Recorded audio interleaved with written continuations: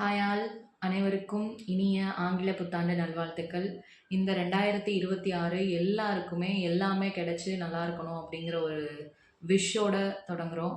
So இன்னைக்கு இந்த வீடியோவில் என்ன பார்க்க போகிறோம் அப்படின்னா அபவுட் என்னோட group four counselling and which department I choose. நான் என்ன டிபார்ட்மெண்ட் சூஸ் பண்ணேன், எதில் ஒர்க் பண்ணிட்டு இருக்கேன், கரண்ட்டாக என்னோட சேலரி எவ்வளோ, அந்த மாதிரி எல்லா டீட்டெயில்ஸும் நிறைய எனக்கு கமெண்ட்ஸ் வந்துச்சு. ஸோ என்னோட டிபார்ட்மெண்ட் சூஸ் பண்ணலாமா அப்படின்ற மாதிரி நிறைய கமெண்ட்ஸ் வந்துச்சு. அதுக்கான ஒரு வீடியோ தான் இது.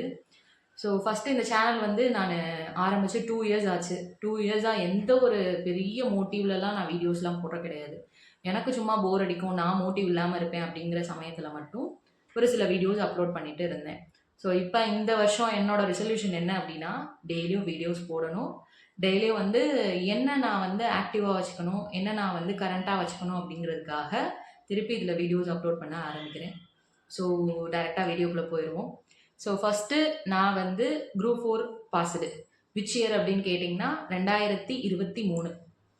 2023 குரூப் 4ல் டைப்பிஸ்ட் கேட்டகரி நான் சூஸ் பண்ணியிருக்கேன். அண்ட் டைப்பிஸ்டில் வந்து நான் local fund audit department choose பண்ணியிருக்கேன். ஸோ ப்ரீவியஸ் வீடியோஸ் பார்த்துருந்தீங்க அப்படின்னா கண்டிப்பாக தெரிஞ்சிருக்கும். நிறையா பேர் எல்எஃப் எப்படி அப்படின்னு கூட என்கிட்ட சஜஸ்ட் கேட்டிருந்தீங்க. எல்எஃப் பொறுத்தவரை ஒரு நல்ல டிபார்ட்மெண்ட். லோக்கல் ஃபண்ட் ஆடிட் இதில் வந்து நம்மளுக்கு 2 விங் இருக்குது. Local fund audit and state government audit அப்படின்னு 2 விங் இருக்குது. ஸோ ரெண்டுக்குமே ஒரே டிஜிஏ தான். ஸோ அவர் எங்கே போடுறாங்க அப்படிங்கிறத பொறுத்து, எங்கே வேக்கண்ட் இருக்கோ அதை பொறுத்து நம்மளுக்கு போடுவாங்க. ஸோ நான் வந்து எல்எஃப்ல தான் ஒர்க் பண்ணுறேன். ஸ்டேட் கவர்மெண்ட்டில் என்ன போடல, எல்எஃப் ஆடிட்டில் தான் போட்டிருக்காங்க. ஸோ இதில் வந்து நான் ஜாயின் பண்ணது 2023 அக்டோபரில் ஜாயின் பண்ணேன். ஓகேங்களா, 2023 அக்டோபரில் ஜாயின் பண்ணேன். ஸோ கரண்ட்லி இந்த வருஷம் அக்டோபரோட எனக்கு 2 இயர்ஸ் மனநிறைவோடு முடிஞ்சு, என்னோடய ப்ரொஃபஷன் பீரியடும் முடிஞ்சு, அதையும் நான் மனநிறைவோடு முடிஞ்சுட்டேன் அப்படின்ட்டு என்னோட எஸ்ஆர் என்ட்ரி எல்லாத்தையுமே கரெக்டாக கிளியர் பண்ணி வச்சாச்சு. இனி ப்ரொமோஷனுக்கு தகுதியான ஆள் தான். டிபார்ட்மெண்ட் எக்ஸாமும் முடிச்சிட்டேன். பட்டு என்ன ப்ரொசீஜர் அப்படின்னா, எல்எஃப்ல வந்து ஒரு 6 இயர்ஸ் 7 இயர்ஸ் ஆகும் நம்ம நெக்ஸ்ட்டு ப்ரொமோஷன் போகிறதுக்கு. மோஸ்ட்லி எல்எஃப்ல வந்து ஜேஏவாக வர்றவங்க எல்லாருமே வந்து ஒன்று கருணை அடிப்படையில் ஜாயின் பண்ணியிருப்பாங்க, இல்லைன்னா ஆர்சியிலேருந்து ப்ரொமோஷனில் வந்திருப்பாங்க. ஓகேங்களா, ஸோ நம்மளோட ரோல் தான் அங்கே பெருசாக இருக்கும். நம்ம தான் வந்து நியூ கேண்டிடேட், நியூவாக படிச்சுட்டு போகிறோம். நம்மளுக்கு வந்து இதில் சொல்லலாம் 10th குவாலிஃபிகேஷன் தான் அப்படின்னு சொல்லலாம் நம்மளுக்கு டிஎன்பிசி ரெக்யூப்மெண்ட்டில். ஆனால் உண்மையாகவே இது ஒரு டிகிரிக்கு மேலே ஒரு நல்ல அறிவு இருந்தால் மட்டும்தான் இந்த ஒர்க்லாம் பண்ண முடியும். இல்லைன்னா ஓபி அடிச்சுட்டு போக வேண்டியதுதான், அவ்வளோதான். அந்த மாதிரி தான் இருக்கும். தெரியாதவங்க நான் என்ன பண்ண முடியும் அப்படிங்கிற மாதிரி போயிடுவாங்க. தெரிஞ்சவங்க இது கூட பண்ண தெரியாதா, பண்ணி கொடுத்துருவோம் அப்படின்ற மாதிரி, பண்ணி முடிச்சிருவோம் அப்படிங்கிற மாதிரி எல்லாத்தையும் இழுத்து போட்டு பண்ணிக்குவாங்க. ஸோ அந்த மாதிரி தான் நான் 2 வருஷத்தில் உங்களை மாதிரியே தான் எல்எஃப் எடுத்தா படிக்கலாம், எல்எஃப் எடுத்தா ஒர்க் இருக்காது அப்படின்னு நினச்சி நம்பி உள்ளே வந்து 2 வருஷமாக ஒரு படிப்பும் படிக்கல, 2 வருஷமாக வேறு எந்த ஃபீல்டும் போகல, 2 வருஷமாக குரூப் 2வும் படிக்கல, குரூப் 2வும் எழுதலை, குரூப் 1க்கு சுத்தமாக தயாராகலை.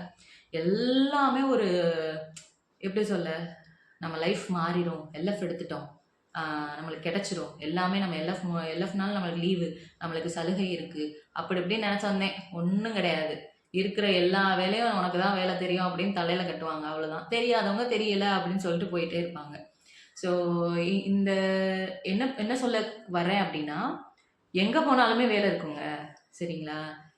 எங்கே போனாலுமே நீங்கள் வேலை தெரிஞ்சிச்சு அப்படின்னா உங்களை வேலை வாங்கத்தான் செய்வாங்க. ஸோ வேலை பார்க்கலாம், தப்பில்லை. நம்மளை விட அதே ஜேஏ தான், அதே நம்ம டைப்பிஸ்ட் கேடர் தான். அவங்க வந்து வேலை செய்யாமல் ப்ரொமோஷனில் வர்றாங்க அப்படின்னா அவங்களுக்கு வேறு சேலரியாக இருக்கும். பட் நம்மளுக்கு வந்து சேலரி கம்மியாக இருக்கும். பட் நம்ம தலையில் திணிக்கையில் நம்மளால் ஒன்றும் பண்ண முடியாது. ஏன்னா 2 வருஷம் ப்ரொஃபஷன் முடிச்சிருக்கணும், நல்ல ஒரு பேர் வாங்கியிருக்கணும். அந்த மாதிரி இதுக்காக நம்ம பையலுக்கு இப்போ தான் எக்ஸாம் வேறு எழுதி வரோம் அப்படின்ட்டு ரொம்ப ரொம்ப பயபக்தியாக இருப்பாங்க, சரிங்களா? ஆனால் ஒன்று, நான் தான் அப்படி இருந்திருக்கேன் அப்படின்னு நான் நினச்சிக்கிட்டேன். பட் இப்போ குரூப் 2வில் வந்தவங்கலாம் அப்படி இல்லை. எல்லாத்தையும் வெட்டு வெள்ளாசி வாங்குறாங்க குரூப் 2வில் வந்தவங்க எல்லாருமே. ஸோ எல்எஃப் பொறுத்தவரையும் ஒரு நல்ல டிபார்ட்மெண்ட் தான். மற்ற டிபார்ட்மெண்ட் மாதிரியோ, ரெவென்யூ மாதிரியோ, ரூரல் மாதிரியோ, இந்த மாதிரி டிபார்ட்மெண்ட் மாதிரி ரொம்ப ஸ்ட்ரெஸ் இருக்காது. இது வந்து ஒரு ஸ்டேட் லெவல் சீனியாரிட்டி. மற்றது ரெவென்யூ, ரூரலோ எடுத்தோம் அப்படின்னா அதெல்லாம் டிஸ்ட்ரிக்ட் சீனியாரிட்டிக்குள்ளே தான் வரும். அன்ஃபார்ச்சுனேட்லி எனக்கு முன்னாடி கவுன்சிலிங்கில் இருந்தவங்க எல்லாரும் ஸ்டேட் சீனியாரிட்டி, அதுவும் உமன் கேட்டகரி அப்படிங்கிறனால யாரும் எடுக்கல. நல்லதா போச்சுன்ட்டு நான் எடுத்துட்டேன். பட் எனக்கு வந்து ரொம்ப தூரம்லாம் தூக்கி போடல. நான் தேனி அப்படின்னா எனக்கு மதுரையில போட்டாங்க. ஸோ அந்த அளவுல வந்து தப்பிச்சுக்கிட்டேன். அண்ட் இதில் வந்து நெக்ஸ்ட் ப்ரொமோஷன் என்ன அப்படின்னா அசிஸ்டன்ட் இன்ஸ்பெக்டர் லெவல் 12க்கு போயிடுவோம். இப்போ லெவல் 8ல இருக்கோம் அப்படின்னா லெவல் 12 போயிடுவோம். இதுவே மற்ற டிபார்ட்மெண்ட் அப்படின்னா வேமா ப்ரொமோஷன் வந்துடும். என்ன வரும்னா அசிஸ்டன்ட் வரும், அது லெவல் 10 வரும். ஸோ நம்ம இதில் வந்து வேமானா அதுவுமே 3.5 வருஷம் 4 வருஷம் எடுத்துக்குவாங்க. நம்ம இதில் வந்து ஒரு 6-7 வருஷம் கழிச்சு கரெக்டாக அசிஸ்டன்ட் இன்ஸ்பெக்டர் ஆயிரும். ஸோ இதுக்கப்புறம் வந்து ப்ரொமோஷன் இருக்குமா, இதுக்கப்புறம் நல்லா இருக்கலாமா அப்படின்னு கேட்டிங்கன்னா கண்டிப்பாக கிடையாது. அசிஸ்டன்ட் இன்ஸ்பெக்டருக்கு அப்புறம் டெப்டியாக குறைஞ்சது 10 வருஷம் எல்லாத்துலேயும் நீங்கள் செலெக்ஷன் கிரேட் வாங்கி வாங்கி வாங்கி தான் அடுத்த போஸ்ட்டு போவீங்க. ஏன்னா இப்போ என் ஆஃபீஸில் கரெக்டாக எடுத்துக்கோமே, என் ஆஃபீஸில் அசிஸ்டன்ட் இன்ஸ்பெக்டராக இருக்கவங்க எல்லாருமே செலெக்ஷன் கிரேட் வாங்கிட்டாங்க. அதாவது 10 வருஷம் முடிச்சிருந்தோம் அப்படின்னா, ஒரு பதவியில் 10 வருஷம் முடிச்சிருந்தோம் அப்படின்னா நம்மளுக்கு வந்து செலெக்ஷன் கிரேட் கொடுப்பாங்க, இன்க்ரிமெண்ட் கொடுப்பாங்க எக்ஸ்ட்ரா. ஸோ அதை வாங்கிட்டு தான் அடுத்து டெப்டி இன்ஸ்பெக்டர் ஆனாங்க. ஸோ டெப்டிக்கு அடுத்து இன்ஸ்பெக்டர், அதுவும் ஒரு 10 வருஷம் ஆகும். ஒரு சிலர் வந்து ஒரு 2-3 வருஷத்துலேயே போட்டாங்க. பட் போட்டுட்டு அங்கே என்ன செக் வச்சாங்கன்னா, இன்ஸ்பெக்டர்ல இருந்து ஏடி, அசிஸ்டன்ட் டைரக்டர்னு சொல்லுவாங்க, ஏடி ஆகிறதுக்கு கிட்டத்தட்ட 2013ல் இன்ஸ்பெக்டர் ஆனாங்கன்னு நினைக்கிறேன். இத்தனை வருஷம் அதுலேயும் செலெக்ஷன் கிரேடு வாங்கிட்டு ஏடி இன்னும் ஆகலை. மேபி நாளைக்கு ஏடி போடுறாங்கன்னு நினைக்கிறேன், எனக்கு என்னன்னு தெரியல. அப்படியே தான் சொல்லிட்டு இருக்காங்க எல்லாரும், ஏடி போட்டுருவாங்க ஏடி போட்டுருவாங்க அப்படின்னு. ஏடி போட்டால் சந்தோஷம், பின்னாடி இருக்க எல்லாருக்குமே யூஸ்ஃபுல்லாக இருக்கும். ஸோ ஹோப்ஃபுல்லி அதையும் எதிர்பார்த்துட்டு இருக்கோம், ஏடி வந்துடும் அப்படின்னு. டிபார்ட்மெண்ட் பொறுத்தளவு ரொம்ப ஃப்ரெண்ட்லி தாங்க. இப்போ நீங்கள் குரூப் 4ல் வந்தீங்க அப்படின்னா உங்களுக்கு என்ன வேலை இருக்கும் அப்படின்னா, பில் போடணும், சேலரி எல்லாம் பார்த்துக்கணும், எஸ்ஆர், பிஆர். எஸ்ஆருங்கிறது சர்வீஸ் ரிஜிஸ்டர்னு சொல்லுவாங்க. நம்ம ஒரு பணிக்கு வர்றோம் அப்படின்னா நம்மளோட என்னென்ன முடிச்சிருக்கோம், நம்மளுக்கு என்னென்ன கடன் வாங்கியிருக்கோம், நம்மளோட சொத்து மதிப்பு, இது எல்லாத்தையும் நம்மளுக்குன்னு ஒரு புக்கு ஓப்பன் பண்ணி அதில் வந்து எல்லாத்தையும் என்ட்ரி போட்டுட்டு வருவாங்க. பிஆர் அப்படிங்கிறது இன்றைக்கி என்னென்ன தபால் வந்துச்சு, அந்த தபாலுக்கு என்ன நடவடிக்கை எடுத்திருக்கோம், அந்த தபாலை க்ளோஸ் பண்ணிட்டோமா அப்படின்றத ஹேண்டில் பண்ணுறதெல்லாம் ஜேஏவோட வேலை தான். ஸோ ஒரு ஆஃபீஸில் வந்து ஜேஏ அப்படிங்கிறவங்க வந்து ரொம்ப முக்கியமானவங்க. ஜேஏ, டைப்பிஸ்ட், இவங்க ரெண்டும் இல்லைன்னா அந்த ஆஃபீஸ் இயங்கவே இயங்காதுன்னு சொல்லுவாங்க. சரியா? இப்போது எல்எஃப்ல பொறுத்தளவு வேக்கன்ட் நிறைய இருக்குது. ஏன்னா எல்லாருமே வந்து அசிஸ்டன்ட் இன்ஸ்பெக்டர் ஆகிட்டாங்க.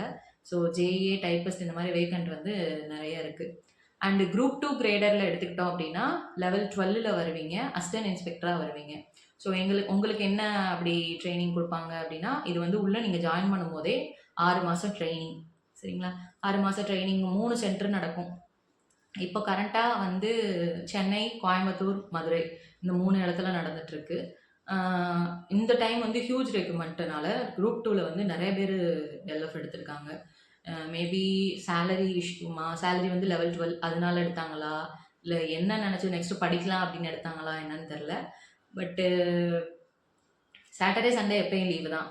ஆஃபீஸை பொறுத்தளவு சாட்டர்டே சண்டே லீவு. 5:45க்கு நீங்கள் வேலையை முடிச்சுட்டு கிளம்பிட்டே இருக்கலாம். அதே போல் எல்எஃப் எடுத்துக்கிட்டோம் அப்படின்னா இது வந்து ஒரு மக்கள் தொடர்பே இல்லாதது. ஸோ நம்ம டைரெக்டாக வந்து பீப்புள்கிட்ட வந்து இன்ட்ராக்ட் பண்ணணும் அப்படிங்கிற எந்த ஒரு அவசியமும் இருக்காது. நம்ம வந்து ஒரு ஆஃபீஸர்கிட்ட தான் அவங்க ஆஃபீஸோட ஃபைல்ஸ் கேட்போம், அது கரெக்டாக அவங்க மெயின்டைன் பண்ணியிருக்காங்களா அப்படிங்கிற மாதிரி ஆடிட் பார்க்குறதா மட்டும்தான் இருக்கும். ஸோ இதே போல் இங்கே அசிஸ்டன்ட் இன்ஸ்பெக்டராக ஒர்க் பண்ணுறவங்க எல்லாருக்கும் என்ன வேலை, எப்படி வேலை அப்படின்னா, இப்போ வந்து எல்லாமே கேம்ப்ஸில் கொண்டு வந்துட்டாங்க.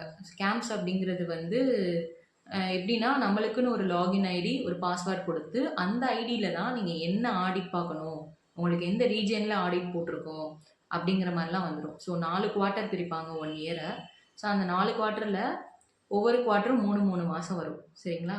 ஸோ அந்த 3 மாதத்தில் நீங்கள் எங்கே வேலை பார்க்கணும், யாருக்கு கீழே வேலை பார்க்கணும், யாருக்கு கீழே அப்படின்னா உங்களுக்குன்னு ஒரு டீம் கொடுத்துருப்பாங்க. ஒரு இன்ஸ்பெக்டர், ஒரு டெப்டி, 2 அசிஸ்டன்ட் இன்ஸ்பெக்டர், இல்லை ஒரு சில சமயம் ஒரு இன்ஸ்பெக்டர், 2 டெப்டி, ஒரு அசிஸ்டன்ட் இன்ஸ்பெக்டர், இந்த மாதிரி கொடுப்பாங்க. ஸோ அவங்களுக்கு கீழே நீங்கள் எல்லா வேலையும் வந்து பார்க்க போகிறீங்க. ஸோ அந்த மாதிரி இருக்கும். கேம்ப்ஸில் வந்து ஒரு ஃபைல் கொடுத்தாங்க அப்படின்னா அந்த ஃபைலை நீங்கள் வந்து புட்டப் பண்ணி எல்லா ஆடிட்டும் பார்த்து கரெக்டாக இருந்தால் ஓகேன்னு கொடுக்க போகிறீங்க. இல்லை அப்படின்னா பேரா எழுத போகிறீங்க.